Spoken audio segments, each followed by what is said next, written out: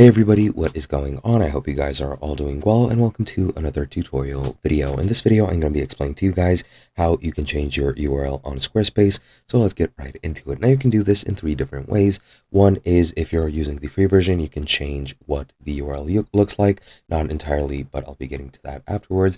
You can purchase a domain off of Squarespace, or you can connect an external domain. And what I'm going to be showing you guys is pretty much all three options. So let's get right into it. Now the first thing you're going to want to do for all of these options is you're going to go into your settings menu and you're going to go into domains and email, which is the second option from the top. Now once you're here, you're going to go into domains and you're going to click on either get a domain to purchase a domain, use a domain I own, or click on your built-in domain, which never expires and which you use always.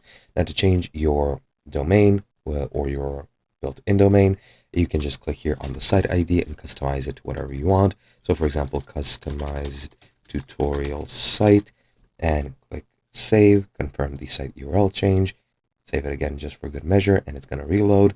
And now my site has a different URL.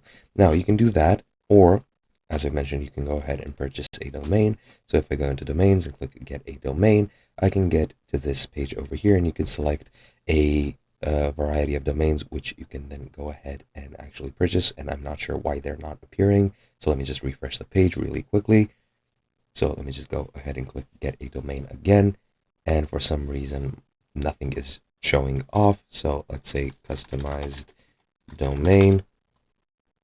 And it's still not okay. There we go. You can just type in your domain name over there and you can select whichever one of these you want. Now, of course, you have several categories and the price varies depending on the category, or you can just choose the one that is cheapest and most affordable to you. In this case, this is it. And as you can see, it has a discount for $14 per year or per month per year, paid yearly. So you can purchase that domain. And yeah, that is pretty much it.